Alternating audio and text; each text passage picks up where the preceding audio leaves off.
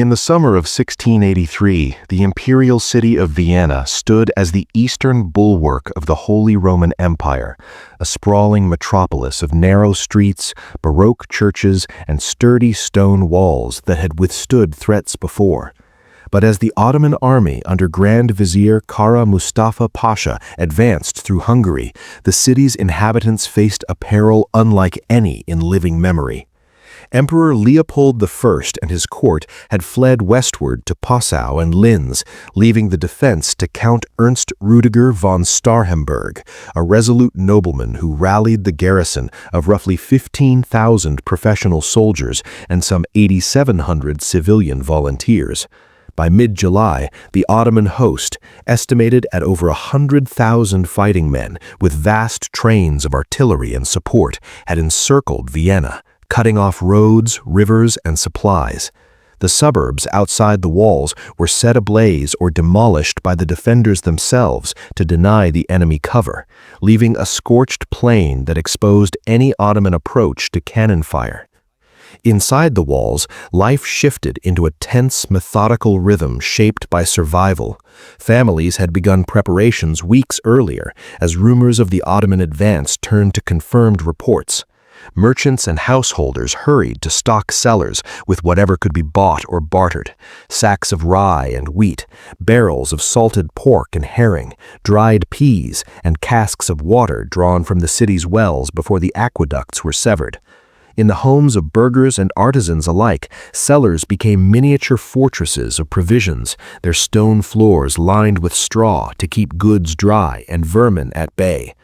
The city council issued edicts setting official prices for bread and meat to prevent profiteering, and bakers worked through the night in communal ovens to produce loaves that were distributed under guard.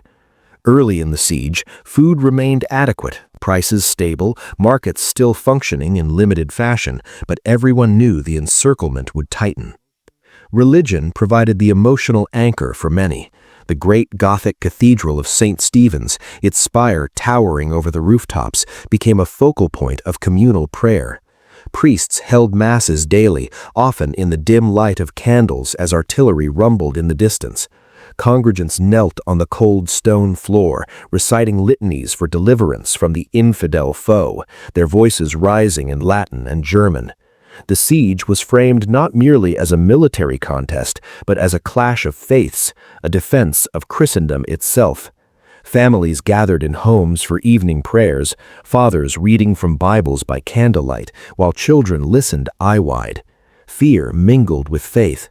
Some whispered of divine signs, while others clung to the hope that relief forces from Saxony, Bavaria, and Poland would arrive in time.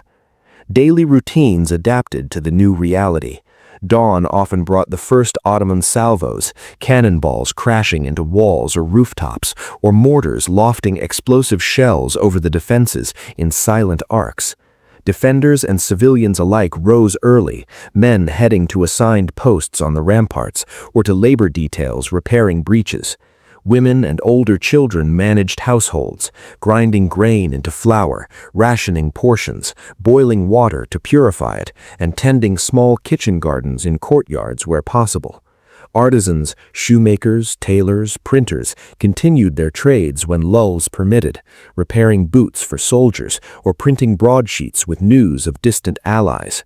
Students from the university and young apprentices formed ad hoc militias, drilling with pikes and muskets in the squares. Garbage piled in alleys as collection became difficult, and the air grew thick with the smells of smoke, gunpowder, and unwashed bodies. As July wore on, the bombardment intensified. On July 22nd, Ottoman artillery opened a furious barrage, shaking buildings and sending families scurrying to cellars. Starhemberg ordered house-to-house inspections. Owners were to report any strange underground sounds, for the enemy was known to dig mines beneath the walls. Citizens listened at night, ears pressed to floors, fearing the dull thuds of picks that might herald collapse. Countermines were dug by skilled sappers, and clashes erupted underground, dark, claustrophobic fights in narrow tunnels lit by flickering lanterns.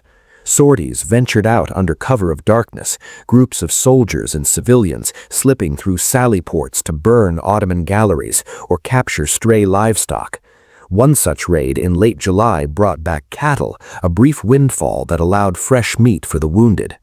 By August, the strain showed. Dysentery, the red flux, spread through the crowded quarters, claiming the elderly and weak first. Pharmacies ran low on medicines. Hospitals, including makeshift wards in monasteries, overflowed with the sick and maimed. A new cemetery opened beside the old Arnstein burial ground to accommodate the rising toll. Garbage and sewage accumulated, breeding flies and foul odors. Yet routines persisted. Firefighters organized patrols to douse incendiary arrows and shells that landed in the city. Timber from ruined houses was chopped into charcoal or soaked in pitch to light the trenches at night, denying the enemy the cover of darkness. Pavement stones were pried up and carted to the walls to reinforce earthworks or cushion impacts. Amid the hardship, moments of normalcy endured. Shops reopened briefly during quiet spells, citizens emerging from shelter to buy what little was available. Children played cautiously in courtyards, their games interrupted by the distant boom of guns. Families shared stories around meager suppers, bread, thin soup, perhaps a scrap of donkey or cat meat when stores dwindled. The bells of St. Stephen's were silenced except for the time bell and alarms. The great bell would only toll if the Turks breached the walls. Starhemberg divided the garrison into shifts, but exhaustion crept in. Soldiers and civilians alike labored under the constant threat of mines and assaults, knowing each day bought time for the relief army to gather. The monotony of siege life coexisted with gnawing anxiety. Ottoman mines exploded periodically. On August 12th, a massive blast shook half the city, creating a breach that defenders sealed with desperate courage.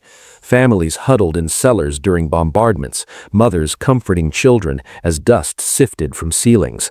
Yet the Viennese hung on, driven by duty, faith, and the simple will to endure. The walls, battered but unbreached, stood as a testament to their resolve. The siege stretched into its second month, supplies thinning, disease spreading, but the city's pulse continued, cautious, determined, unbroken. As August gave way to the first cool winds of September 1683, the siege entered its most grueling phase. The Ottoman trenches had crept ever closer, parallel lines of earthworks, zigzagging saps, and covered galleries now lay within pistol shot of the outer ravelins. Kara Mustafa's engineers had concentrated their efforts on the weakest sectors, the Lobel Bastion and the Berg Bastion, where the curtain wall between them was already scarred by repeated mine blasts and cannon fire. Each explosion sent tremors through nearby houses, plaster cracked, windows shattered, and families learned to judge the caliber of incoming shells by the sound they made as they sailed overhead. Food stocks, once carefully rationed, began to dwindle noticeably. The official bread ration fell to half a pound per person per day. Dark, heavy loaves, made from rye mixed with barley, sawdust, and occasionally ground acorns when grain ran short. Butchers slaughtered the last of the city's remaining horses, mules, and oxen. Soon the menus included donkey, stray dogs, and even rats caught in cellars and attics. Water remained plentiful, thanks to deep wells within the walls, though it grew increasingly brackish as the summer heat lingered and refuse seeped into the aquifers.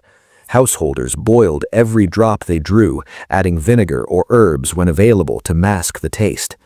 Disease became the silent partner of the besiegers.